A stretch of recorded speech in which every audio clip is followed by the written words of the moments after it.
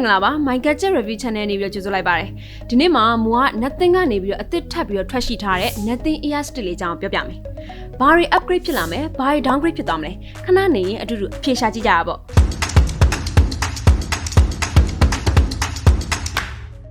ဒါကတော့ Nothing Ear Stick လေးပါသူကအရင်ထွက်ရှိထားတဲ့ Nothing Ear One နဲ့ရှင်လိုက်မယ်ဆိုရင်တော့ဒီ packaging ကအစလုံးဝတခြားစီပဲ design ပုံစံอ่ะပေါ့နော်ဆိုတော့ဒီနေ့မှာမူကဒီ Nothing Ear Stick လေးကို unboxing လုပ်ရင်းနဲ့တခါတည်း review လုပ်ပေးသွားမယ်ဆိုတော့စလိုက်ကြရအောင်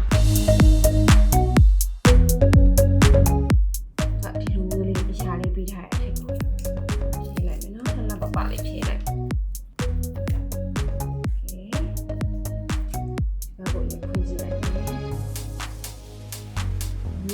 တော့ lipstick ပေါ့နော် lipstick ပုံစံမျိုးလေးပုံစံလေးကမိုက်တယ်။အော်ဒါနှစ်ချက်ဖောက်ကမှဒီဘက်မှာတစ်ခုထပ်ဖောက်အောင်။တော့ဖောက်လိုက်မယ်နော်။ဒီဘက်ကဒါတော့လုံးဝအားလုံးမျှော်လင့်နေရဲ့ lipstick လေးပေါ့နော်။ပုံစံလေးအဲမှာမပါတော့ဟိုဘက်နဲ့ဒီဘက်ဟိုကတော့ပြီးသွားပြီ။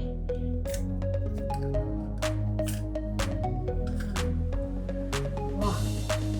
မိုက်တော့လုံးဝ lipstick design လေးလုပ်ထားပြီ။အောက်မှာတက်စီပေါင်းတာဒီလိုမျိုးလေးလှည့်ရမှာဒီမှာကြီးမိုက်ဆန်းဆန်းလေးနော်တခါမှဒီမျိုးလေးဆိုတော့မတွေ့ဘူးခုမှတွေ့တွေ့တာမိုက်ဒါလေးကဒါဆိုတာသူ့ရဲ့ကျိုးဖြစ်မဟုတ်တယ်တော့ကလေနှက်ခမ်းနေဆိုးဖို့အတွက်ဖွင့်ပြီးပုံစံမျိုးလေးသူ့ရဲ့ booster လေးလုပ်ထားပေးရမိုက်တယ်ဒီဟာက user manual ကိုပါမယ်ဒီအတင်ဂျိုလေးပေါ့ C2 C2 လေးပါမယ်ဒါခုမှပါတဲ့ပစ္စည်းလေးတွေပေါ့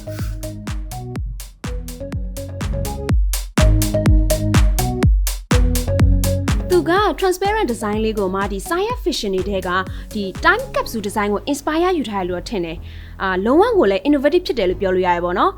ပြီးရင်သူဒီအထဲထဲကနှစ်ချက်ဆိုရင်လည်းထုံးစံတိုင်းပဲ transparent design လေးပဲသူ့မှာက IP54 ပါလာတာနဲ့ half in ear ဖြစ်သွားတာလေးကတော့ဒါနည်းနည်းလေးစမ်းတယ်လို့ပြောလို့ရတယ်သူက half in ear နှစ်ချက်ခေါင်းလို့သာပြောတာနားထဲမှာတက်လိုက်ရင်လည်း fit ဖြစ်တယ်သိလားပြီးတော့သူ့တက်တဲ့ feeling လေးကစားတစ်မျိုးလေးခံစားရတယ်ပြီးရင်ဒီလိုမူးအနေနဲ့ဒီ half in ear တက်ထားတာမှလေလောကပြုတ်ကျသွားမဲ့ခံစားချက်မျိုးကြီးမရဘူးပေါ့နော်လောက fit ဖြစ်တဲ့အထဲမှာတော်တော်လေးကို comfortable ဖြစ်တယ်လို့လည်းမြင်တယ်ပြီးရင်သူရဲ့ဒီအတန်လေးကကြတော့အရင် Nothing Ear One နဲ့ရှင်လိုက်မယ်ဆိုရင်တော့နည်းနည်းလေးမသိမသာလေးရှည်ရဲပေါ့နော်ဆိုတော့ mic အနေနဲ့ဒီ mic quality ကတော့ပိုပြီးကောင်းလာမယ်လို့တော့ထင်တယ် touch ကတော့ဒီအောက်နားလေးမှာပါသူရဲ့ဒီ response ကလည်းတော်တော်လေးကိုကောင်းပါတယ်ဆိုတော့ sound quality လေးစမ်းကြည့်လိုက်မယ်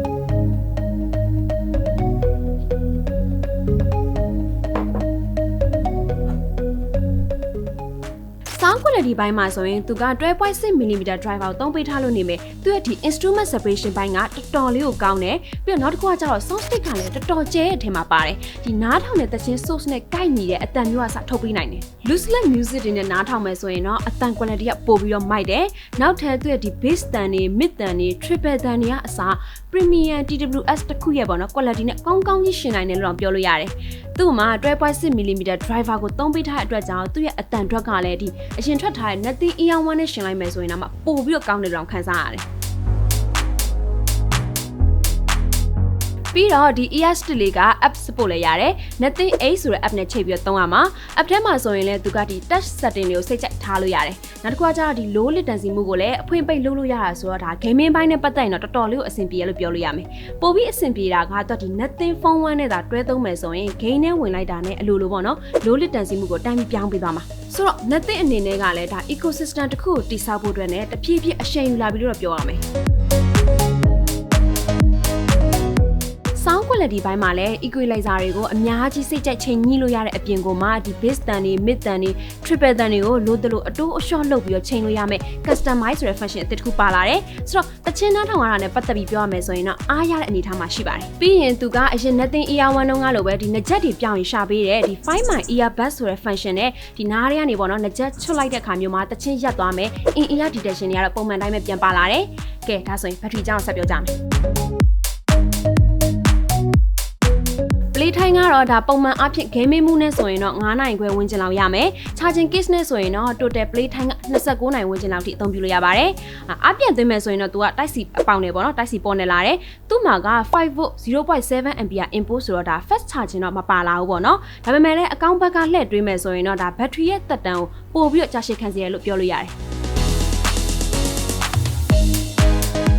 overall အနေနဲ့ပြောရမယ်ဆိုရင်တော့ဒီ$119 TTPlus တစ်ခုအနေနဲ့ဆိုရင်တော့ဒီ fast charging မပါတော့တာတွေပြီးတော့ဒီ ANC မပါတော့တာတွေစတဲ့ downgrade ဖြစ်သွားတဲ့အပိုင်းတွေရှိရဆိုပေမဲ့သူကဒီ sound quality ရဲ့နောက်ထပ်ဒီ low latency gaming မှုတွေပြီးရင်ဒီပိုကောင်းတဲ့ mic snip တွေကတော့ဒါ upgrade ဖြစ်လာတယ်လို့ပြောလို့ရတယ်Apple တက်ချန်လို့လိုမျိုး premium အတန်တွက်မျိုးတွေလိုချင်တယ်ဒီဇိုင်းလေးကလည်းခက်မိုက်မိုက်ခက်ဆန်းဆန်းလေးနဲ့ဈေးကလည်းပို့ပြီးတော့တက်တာရမယ်ဖုန်းပြောရင်လည်းပို့ပြီးကောင်းတဲ့ကြက်မျိုးလေးရှာနေရဆိုရင်တော့အခုဒီ$119တန် Nothing Ear Stick လေးကရွေးချယ်စရာဖြစ်မှာပါ My Gadget ပရိသတ်ကြီးရော Nothing Ear Stick ကိုဘယ်လိုမြင်လဲ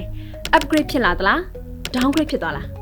ဒီ Nothing Ear Stick လေးကိုဝယ်ယူခြင်းနဲ့ဆိုရင်တော့ဒီ BestTrend Facebook page မှာစုံစမ်းမေးမြန်းဝယ်ယူနိုင်တယ်လို့ BestTrend Premium Gadget Studio မှာလည်းကိုယ်တိုင်ကိုကြသွားရောက်စမ်းသပ်ပြီးမှဝယ်ယူနိုင်ပါတယ်အခုလိုစိတ်ဝင်စားဖို့ကောင်းတဲ့ review တွေ unboxing video တွေကိုအမြဲတင်ဆက်ပေးနေအောင်မို့မူတို့ရဲ့ My Gadget Review YouTube channel ကိုလည်း subscribe လုပ်ထားပေးဖို့မမေ့နဲ့ဦးနော်ဒီ video လေးကိုအဆုံးထိကြည့်ရှုပေးရတဲ့အတွက်ကျေးဇူးအများကြီးတင်ပါတယ်